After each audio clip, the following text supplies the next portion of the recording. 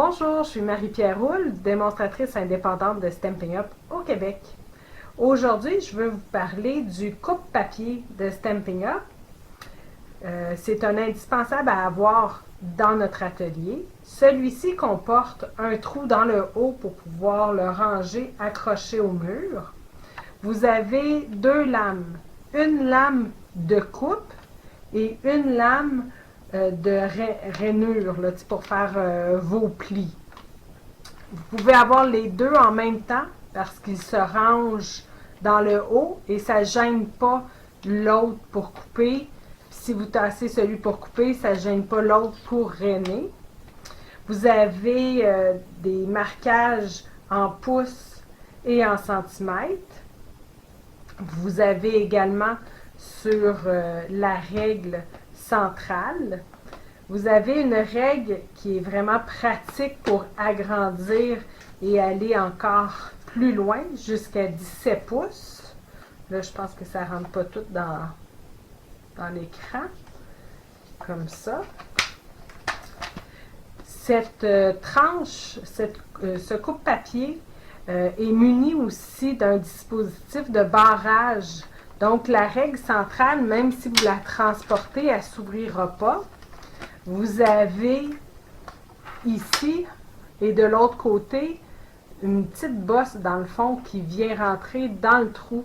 Fait que ça permet d'avoir comme un lock pour pas que ça s'ouvre durant le transport et que ça se brise. Quand vous allez l'acheter, vous avez une pellicule de plastique. Moi, je l'ai gardée jusqu'à temps qu'elle commence à faire des bulles. Mais si vous voulez, vous pouvez juste la retirer. C'est super simple. Dans le fond, on vient prendre un petit bout et on l'enlève comme ça. C'est juste une petite protection. Elle ne me gênait pas. Mais quand elle commence à faire des petites bulles, ben là, j'ai décidé de l'enlever. Ce qui est important à savoir, c'est que la lame va vous durer vraiment longtemps, excepté si vous utilisez des colles et des papiers à paillettes. Donc, ce que je vous conseillerais, c'est qu'une fois que votre lame commence à moins bien couper, c'est de la conserver, d'écrire dessus, mettons, paillettes ou colle, puis d'utiliser la vieille lame pour couper vos papiers à paillettes. Fait que de cette façon-là, ça va être dédié juste à ça. Pour l'utilisation, c'est vraiment simple.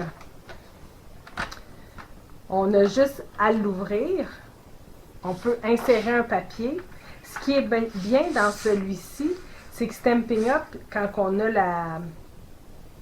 la règle fermée, c'est que quand on appuie dessus, ça fait un 6 pouces. Donc, notre papier à motif, qui est 12 par 12, est coupé parfaitement à moitié. Vous avez également, comme ça ici, vous avez les pouces jusqu'à 1 pouce et demi du côté droit. Donc, c'est vraiment plaisant si vous voulez faire des petites coupes, comme mettons venir faire un demi-pouce. Vous pouvez aller juste ici, au lieu d'essayer de calculer de l'autre barre et de diminuer. Donc, j'y vais, je m'en vais à un demi-pouce. Je referme. On n'a pas besoin de donner une grosse pression.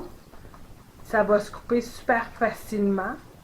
Vous pouvez couper jusqu'à 3 papiers à motif, 3 papiers cartonnés à motif de Stampin' Up à la fois, en épaisseur. Et j'irai jusqu'à 2, parfois 3 papiers cartonnés unis en épaisseur également. Une fois de temps en temps, c'est bien de venir nettoyer, surtout où est-ce qu'il y a la rainure, parce qu'il y a de la poussière de papier qui va s'y accumuler.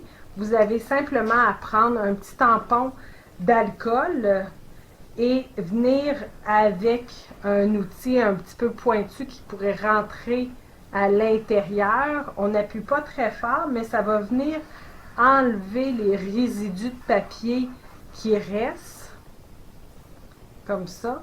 Fait que vous voyez qu'il y a des petits morceaux. Donc, dépendamment de la fréquence que vous allez faire, ça va aider aussi à garder votre lame plus fraîche dans le fond.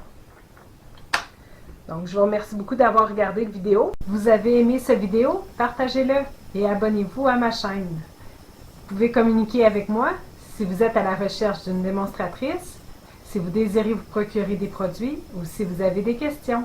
Merci.